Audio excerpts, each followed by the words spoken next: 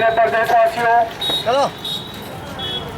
ये 224 दिवसीय मानवाधिकार जागरूकता यात्रा आज आपके शहर में है, आपके बीच में है और आम नागरिक से अपील कर रही है कि मेरे नगरवासियों, आप अपने हक और अधिकारों को पहचानो, आप अपने मानवाधिकारों को पहचानो। आप स्वतंत्र भारत के स्वतंत्र नागरिक हो और मानवाधिकार आपके संवैधानिक और मौलिक हैं। यह संदेश देते हुए ये यात्रा all India human rights association की 1 मई को दिल्ली से चलकर भारत के विभिन्न प्रांतों से होती हुई आज आपके शहर में है और आम नागरिक से अपील कर रही है कि मेरे नगरवासियों, आप अपने मानवाधिकारों के बारे में जागरूक होंगे, आप अपने हक और अधिकारों को पहचानेंगे तो आप अपने शहर और गांव और कस्बे के विकास में आपका बहुत बड़ा योगदान रहेगा। क्योंकि भारत को आज़ाद हुए आज 66 वर्ष हो गए। आज़ादी के बाद देश ने हर क्षेत्र में तरक्की की है, लेकिन उसका लाभ देश के कुछ सुविधा लोगों तक ही सीमित रहा है। इसका मुख्य कारण कि आप अपने अधिकारों से अनजान हैं। सरकार की जो लाभ की योजनाएं हैं वह आप लोगों के लिए है, आम जनता के लिए है, लेकिन उसका लाभ सही मायने में आप तक नहीं पहुंच पाता। इन सब के मुख्य कारण आपको अपने मौलिक अधिकारों के बारे में जागरूकता का अभाव। आज सरकार ने वृद्धावस्था पेंशन योजना लागू कर रखी है, लेकिन कई बुजुर्ग ऐसे भी हैं जो 60 और 70 साल से ऊपर हैं, लेकिन वो कुछ दलगत राजनीति के अभाव के कारण वृद्धावस्था पेंशन योजना से लाभ नहीं मिल रहा। सरकार गरीब मजदूर तबके के व्यक्तियों को बीपीएल में चयनित करती है और सारा राशन बीपीएल की योजनाओं के अनुसार उनको मिलता है, लेकिन ये योजना आम जनता तक नहीं पहुंच पाती और उनका लाभ आपको नहीं मिल पा रहा, क्योंकि चाहे तो लोग अपने लोगों को बीपीएल योजना में चयनित करवा लेते हैं और उनका जो आपका जो हक था वो अपने चाहे तो लोगों को दिला देते हैं। इसलिए आप अपने हक और अधिकारों को पहचानो, आप अपने मानवाधिकारों को पहचानो और सरकार की आपके लिए, जनता के लिए लाखों करोड़ों की योजनाएं हैं, उनका फायदा आप तक पहुंचना चाहिए। जब तक आप अपने हक और अधिकार को नहीं पहचानोगे तो सरकार के द्वारा आपके हित के लिए चलाई जा रही, गांव देहात और कस्बों के विकास के लिए चलाई जा रही योजनाओं का लाभ आप तक पहुंच पाना असंभव है। इसलिए ये all India human rights association आम आदमी को जागरूकता का संदेश देते हुए आज आपके शहर में है और आम नागरिक से अपील कर रहा है कि मेरे नगरवासियों, मेरे प्रदेशवासियों, जहाँ कहीं पर भी आपके ऊपर अत्याचार हो रहा हो या कोई भी सरकारी महकमा आपकी बात नहीं सुन रहा हो या कोई भी सरकारी बाबू या दफ्तर का अफसर आपकी समस्या की ओर ध्यान नहीं दे रहा हो, उन सबके खिलाफ आप आवाज उठाइए। आवाज उठाना आपका मानवाधिकार है, अपने हक के लिए आवाज उठाना आपका संवैधानिक अधिकार है। यही संदेश लेकर के आज हम आपके बीच में आए हैं और यही आपसे अपील कर रहे हैं कि मेरे नगरवासियों, आप अपने हक और अधिकारों को पहचानो और सरकार के द्वारा दी जा रही लाभ की योजनाओं का आप लाभ उठावें। जब तक आप अपने हक और अधिकारों को नहीं पहचानोगे तो आप जुल्म के शिकार होते रहोगे। इसलिए मैं आपसे यही अपील कर रहा हूँ कि आप अपने हक और अधिकारों को पहचानो और जुल्म के खिलाफ आवाज उठाओ, सरकार की लाभ की योजनाओं के लिए आप आवाज उठाओ, अपने संवैधानिक अधिकारों के लिए आवाज उठाओ, अपने क्षेत्र की विकास के लिए आप आवाज उठाओ। आप स्वतंत्र भारत के स्वतंत्र नागरिक हैं और आवाज उठाना आपका संवैधानिक और मौलिक अधिकार है। जय हिंद, जय भारत। और मेरे साथ में संगठन के राष्ट्रीय प्रवक्ता श्री आलमदार अब्बास जी भी साथ में है। मैं उनसे भी अपील करूंगा कि वो भी यहाँ की जनता को मानवाधिकार जागरूकता पर 2 शब्द कहें। मानव अधिकार का अर्थ ही होता है मानव का अधिकार, और जब ये मानव का अधिकार है तो हर एक को मिलना चाहिए। और ये मानव का अधिकार में हर एक तक इस तरह से पहुंचे कि हर क्षेत्र का विकास हो, हर वर्ग का विकास हो, विकास बराबरी के साथ साथ समांतर हो और समांतर के साथ साथ सामाजिक न्याय मिले। और सामाजिक न्याय का मतलब यह है कि सामाजिक व्यवस्था हो, आर्थिक व्यवस्था हो और राजनीतिक व्यवस्था हो, हर क्षेत्र में हर देश के हर नागरिक को उसका हिस्सा, उसका भागीदारी मिले।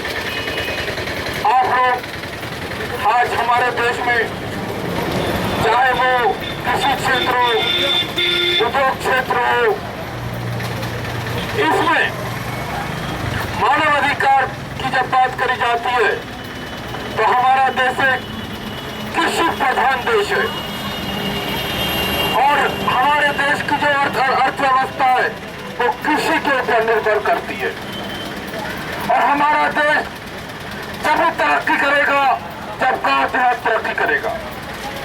दिल्ली, कलकत्ता, बंबई, मद्रास, चेन्नई, ये तो बड़े बड़े शहर हैं, चाहे हैदराबाद हो या बंगलोर हो, इनका रास्ता जो है गांव देहात से गुजरता है। अगर हिंदुस्तान को मजबूत बनाना चाहते हो तो गांव देहात को मजबूत बनाओ और ग्रामीण विकास के बिना हिंदुस्तान की तरक्की मुमकिन नहीं है। गांव देहात के अंदर स्कूल, कॉलेज, अस्पतालों का अधिक से अधिक निर्माण करो, लगाओ और गांव देहात की सड़कों को, जो नेशनल हाईवे है, जो हमारे राष्ट्रीय मार्ग हैं, उनको ठीक तरह से जोड़ो। आज जरूरत इस बात की है कि बहुत बड़ी संख्या में हमारे किसान भाई जब अनाज को पैदा करते हैं तो अच्छी सड़कों की व्यवस्था के कारण वो ठीक समय पर शहरों में नहीं आ पाता और अगर बारिश हो जाती है तो उनका अनाज सड़ भी जाता है। कई किसानों को आत्महत्या भी करना पड़ती है। इसी तरीके से मजदूर वर्ग है। आज जरूरत इस बात की है कि जो national rural employment guarantee act, जिसको महात्मा गांधी नरेगा कहते हैं, उसकी जब योजना चली तो कहा युवाओं को 100 दिन का रोजगार देंगे, लेकिन 100 दिन का भी रोजगार नहीं मिलता। जरूरत इस बात की है कि युवाओं को रोजगार पूरे 365 दिन मिलना चाहिए। अगर रोजगार नहीं मिलता तो बेरोजगारी भत्ता मिलना चाहिए। हम चाहते हैं कि देश के अंदर एक समान शिक्षा होना चाहिए। जिस स्कूल में गाड़ी कोठी बंगले का बच्चा पढ़ता है, उसी स्कूल में गांव देहात का भी बच्चा पढ़े और एक जैसा कपड़ा पहने, एक जैसा खाना खाए। और इसकी जिम्मेदारी भारत सरकार और प्रदेश सरकार को उठाना चाहिए। हर बच्चा देश के अंदर पढ़ा लिखा हो, कोई भी बच्चा पढ़ाई से वंचित महरूम न रह जाए। अगर हिंदुस्तान को मजबूत बनाना चाहते हो तो ये छोटे छोटे बच्चे हैं, इनको मजबूत बनाओ।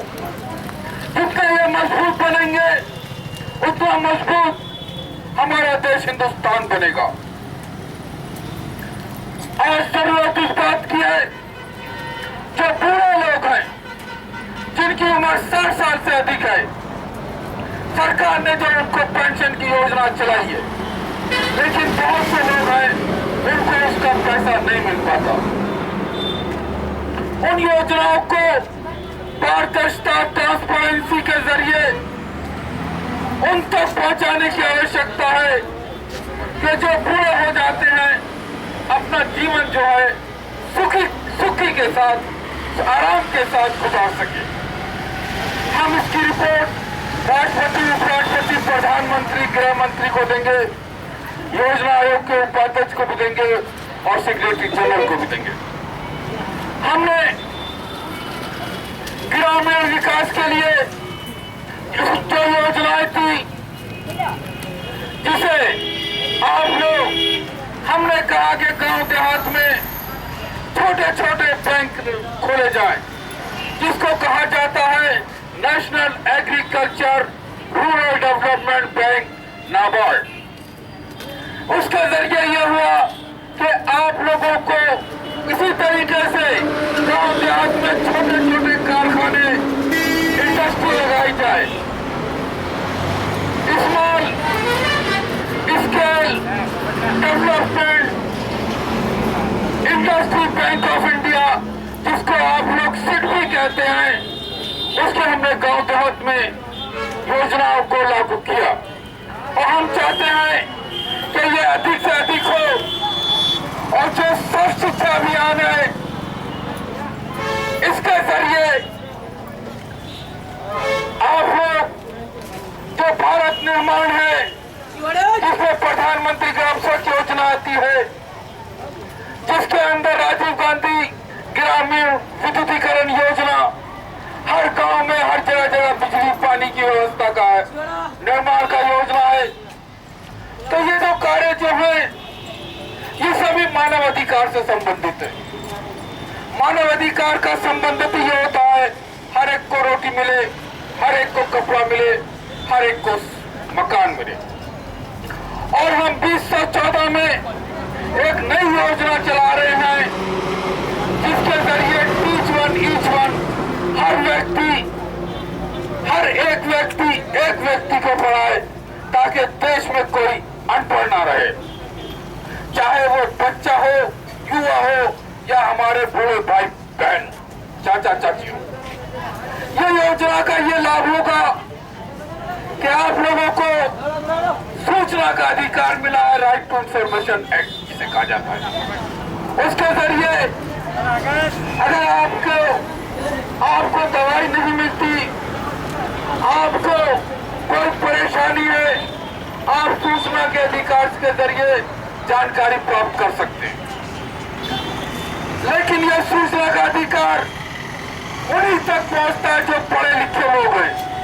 जो पढ़े लिखे नहीं है, उन तक हमारी योजनाओं का, मानव अधिकार का लाभ नहीं पहुंचता।